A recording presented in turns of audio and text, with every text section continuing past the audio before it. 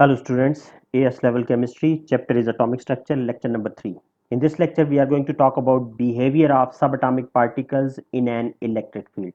Now this is a question not very common in your past papers, but it can be asked. You will find this question twice or thrice it has been asked. So, from your physics knowledge, you are familiar with how subatomic particles they behave in an electric field. So, first of all, you must be able to give a label diagram for the behavior of subatomic particles in an electric field, and then you must be able to answer few questions. So, first of all, you must know how to represent an electric field. An electric field is a combination of two oppositely charged plates. One is negative and other is positive. So suppose this is an electric field that has been induced between oppositely charged plates, negative and positive. Now at a slight distance from these plates, suppose there is a point P. From this point P, if we throw subatomic particles, the three subatomic particles, protons, neutrons and electrons, from this position P, when we will throw, they will be thrown into the electric field. What will happen? Until and unless these three subatomic particles they enter into the electric field, they will keep on traveling together. But soon after their entrance into the electric field, they will start splitting. They will split into three parts. One subatomic particle, it will remain straight, it will remain undeflected. Now which subatomic particle it remains straight, it remains undeflected? The one that is neutral. And you people know very well which subatomic particle is neutral. It is neutron. So neutron in this case, it will remain undeflected, it will go straight. While one subatomic particle, it will be deflected, it will be attracted by the negatively charged plate. Which subatomic particle will be attracted by the negative plate? It is positively charged proton. So proton, since it is positively charged, it will be attracted by the negative plate, and proton will leave the normal path and it will deviate at a distance from the normal path. That distance is known as angle. This is the angle, and suppose it is theta 1 in this case. Theta 1 is the angle at which proton it has deviated from the normal path where subatomic particles were thrown. Now what will happen to the third subatomic particle, which is electron? Subatomic particle number 3, electron, it will be attracted by the positively charged plate because electrons are negative. So electron will be moved towards positively charged plate, and the angle of this electron would be theta 2. Now, this is the diagram that you are supposed to sketch and label whenever it is asked how subatomic particles they behave in an electric field. Now, in this diagram, you must know what is theta 1 and theta 2. It is known as theta 1 and theta 2. They are known as angle of deflection. They are known as angle of deflection. So one thing you must remember, what is angle of deflection? Second thing, you must know angle of deflection depends on which factors. There are three factors on which angle of deflection of a charged particle it depends. Now what are those three factors on which angle of deflection of a charged particle depends? Number one, charge of a particle. Charge of a particle. Number two, mass of a particle.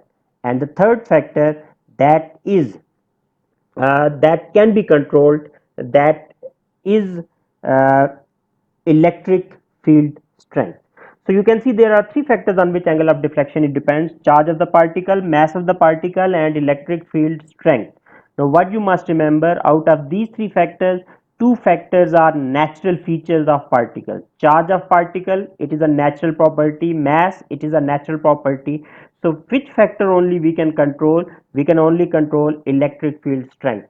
So we can exclude, we will not consider electric field strength in deciding the angle of deflection. Now, what is the relationship between angle of deflection and charge of a particle and mass of a particle?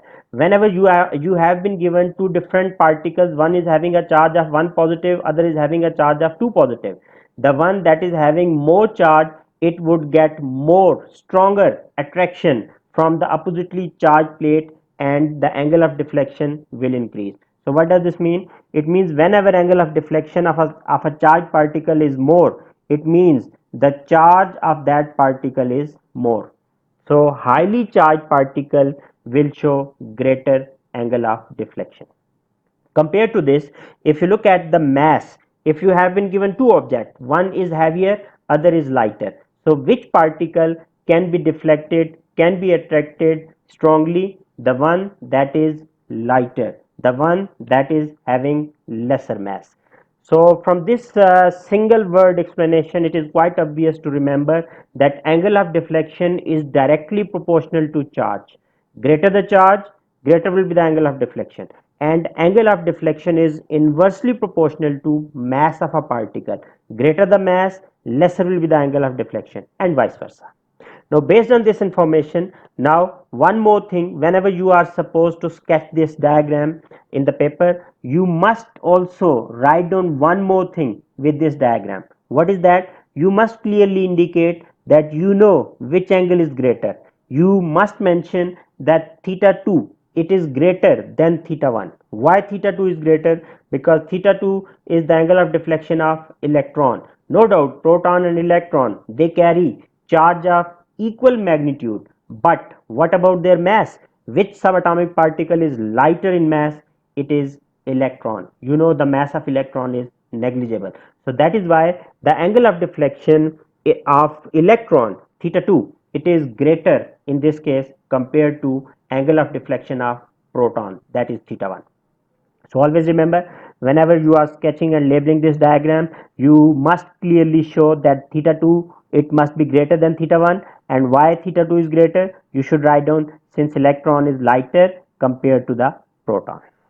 Now moving on, based on this information, a question that you may find in your past papers, it is, if you have been given an electric field, in this electric field a particle was thrown, a positive particle H1 positive, and H1 positive, it was deflected at an angle of 4 degree.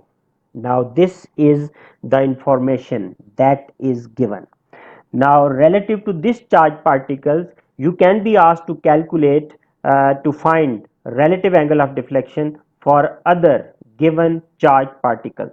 For example, you can be asked to find the relative angle of deflection for H1 positive, He2 positive, and Na1 positive. So look at the first example, and before that let me derive a formula for you people how to get how to find relative angle of deflection for a charged particle by using the given angle of deflection. What is the given angle of deflection in this diagram? In this example, it is 4 degree. So how you can derive a formula? It is very simple. Right now I have told you angle of deflection, it depends on two factors. Angle of deflection, it depends on charge and mass. Charge is directly proportional to angle of deflection and mass is inversely proportional. So just remember this information in your mind. You can derive a formula for relative angle of deflection. Relative angle of deflection, RAD. You can see, I have told you right now, relative angle of deflection is directly proportional to charge and it is inversely proportional to mass. If you just add up, if you just combine both these relationships, what you can see, relative angle of deflection for any charged particle, it is equal to charge divided by mass multiplied by the given theta, the given angle, which is 4 degree in this case.